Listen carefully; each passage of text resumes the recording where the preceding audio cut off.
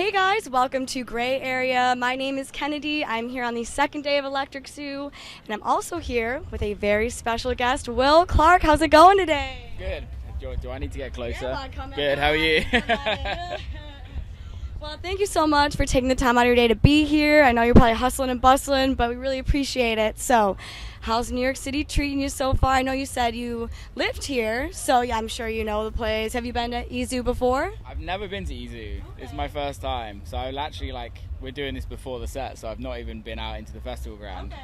But New York's my favorite place in the world, hands down. The minute I land here, I'm like, this feels like home. I love it. So, yeah.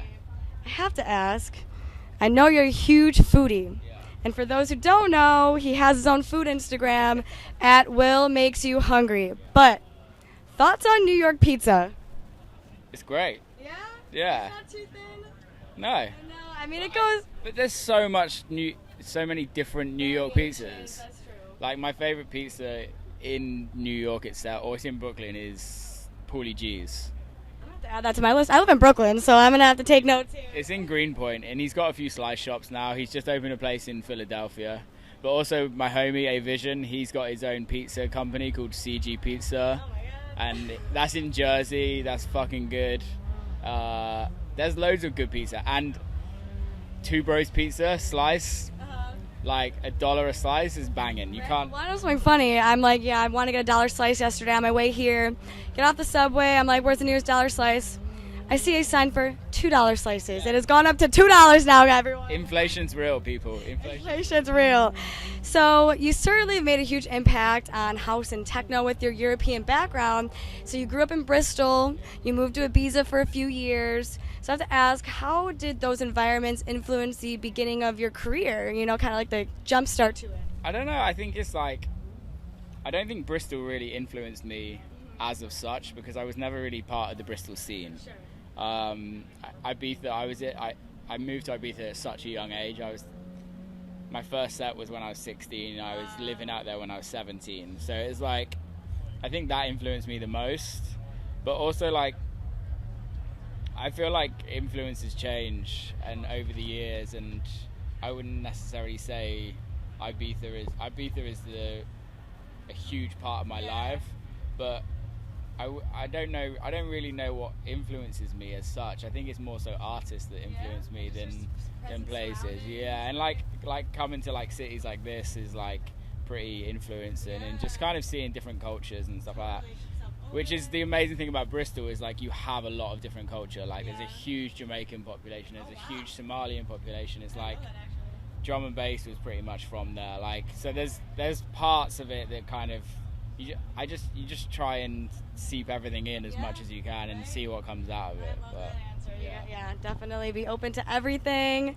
But outside of DJing and producing, you really keep yourself busy. I mean, a true jack of all trades. You hosted your own. But you hosted your own radio show, The Barbershop, and more recently you launched the Will Clarke podcast, right? So, what inspired you to pursue those other interests? I don't know. I think I like just to be busy. The radio show kind of felt right at the time. I didn't like doing it, so I stopped it. And then I always wanted to do a podcast, but it just was never the right time. COVID happened, as we all know, and I had a bit of time. So I started the podcast. It takes a lot of time up. The podcast. How do you balance that with DJing and producing? How do you manage that? It's tough. We do, and I also do other things as well. So it's it's a lot. But I enjoy it.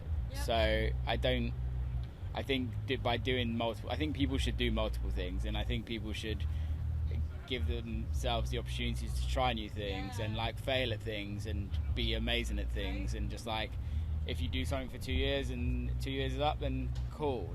If you do things for 6 months, it's fine. Just try new shit. And yeah, totally. Awesome. But I think with the podcast, conversations are just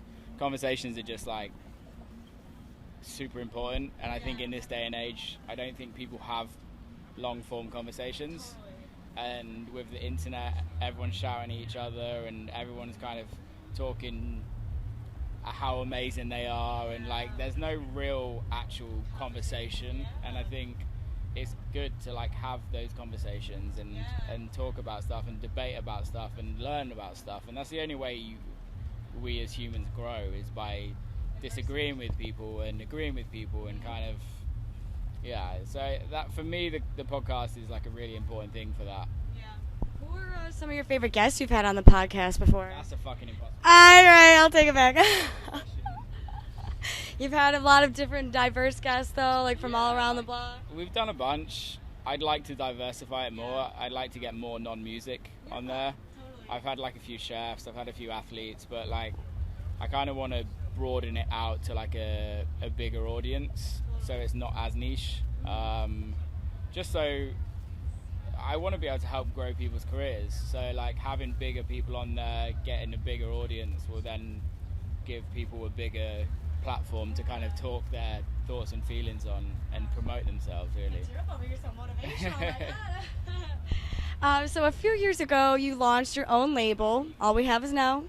So how'd you come up with the name? What's the meaning behind it? So all we have is now is obviously kind of the clues in the name. It's like about living in now. Like I am a sucker for it. I'm always thinking what's next. And when me and my manager were looking at names, it just kind of I had like a mood board of a bunch of names, and I had this like neon sign picture, and it always came up, and I always went back to it, and I was like, branding wise, this isn't the best name because it's like not one word, and one word is an easy name to. If we're talking business branding, like one word is much easier. All we have is now is a mouthful. It's like it doesn't fit right on logos. It just doesn't work right. But it just kind of felt right, and it was just a perfect timing for me in my career. It's like I'd stepped away from working with record labels and signing stuff to other record labels, and was just like, I'm doing this by myself. Yeah. Yeah, that's awesome. So, what are some goals you have accomplished or are trying to accomplish by having your own label? I think like just being able to release music when I want is like, it was always the plan for that. I really want to be able to like bring new artists on. I've signed a couple of artists. I signed an artist called Nassim, who's a French insane producer. He's really good, and also a good friend of mine, and a guy called The Besk. And like, it's just, I just want to create a crew that's just not fussed about signing to a million different labels. It's just like willing to like come on tour, like, and just slowly build it, and not worry about writing hit records, and not worry about all that. Just like write great records, and eventually the crew will kind of turn into something special. Yeah. So I'm really happy that you have that platform to give smaller artists that opportunity. It's still the platform's still tiny. Like it's still a long way from where I want it to be, but you have to start somewhere. Yeah. So what do you think makes your label stand out amongst the rest of the industry? I know it's kind of, we touched upon that, but I don't know. I'm not trying to stand out. Yeah. I'm just not releasing music that I don't like. Yep. And I'm releasing music that probably doesn't fit with any other labels from like my releases. And I think by me doing that may empower other artists to do that, and not like fit in the realms of other labels, which I think is exactly. So I got one more question before we get on to the second half. Comparing yourself from the start, what is one piece of advice you'd give your past self? Be patient. Be patient? Yeah. That's a good one. I should take out of that advice. I still should look at that, but I think this last year I've been the most like content with where I'm at. I'm still like, this isn't good enough, but like when I was younger, Jesus Christ, I would literally like the amount of sleepless nights just worrying about nothing, really. I'm like a firm believer is your time will come if you just keep putting the work in, and we're not there yet, but it's getting there. It's getting there. Yeah. To that. That's awesome. So on to the speed round. We got 10. No, but like, listen, I try to make them fun, not too hard. Well, you'll be the judge of that. So here we go. Ready? This one's easy. How long have you been growing your beard? Like 8-9 years. Wow, do you like just trim it? Yeah. Nice. Wow, damn. What's like the longest you've ever had it? There? Damn. It looks so bad when it's like that. I look homeless. Or If only they knew. If only they knew. Longest set you've ever played? 12 hours. Yeah, 12. Where was that at? I used to do that every day in Ibiza. Yeah. Every day. It was my job. I was a resident. So we had to do 12 hours. That's incredible. Who would you rather go on tour with, Michael Jackson or Prince? I don't want to go on tour with a paedophile. So Prince. Totally.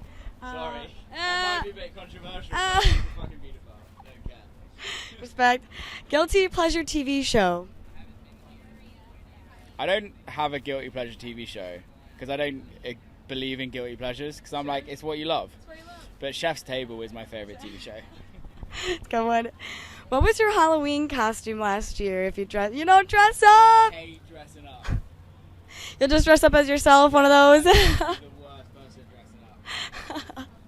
This is a controversial subject, but I'm not a fan of Halloween because I don't like dressing up. All right. So, yeah, I just... Did you at least go trick-or-treating? Or do they have that? I used to put like a plastic bag over my head or like bed sheets, but yeah, it wasn't... It's a bit different in the UK compared America. It's like a huge holiday here in America. Favorite meal to cook? Indian dishes, yeah. Yeah. Curry, chicken tikka, yeah. Hungry now. Would you rather always talk and rhyme or sing when you speak?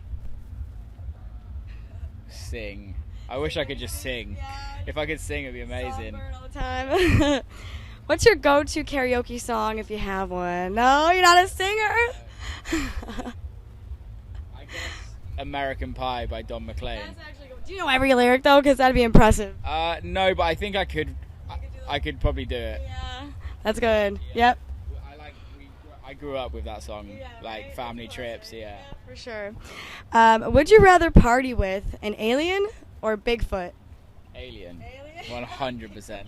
Too intimidating. I don't know. It's not real, people. Come on. We're in 2022. Aliens are definitely real.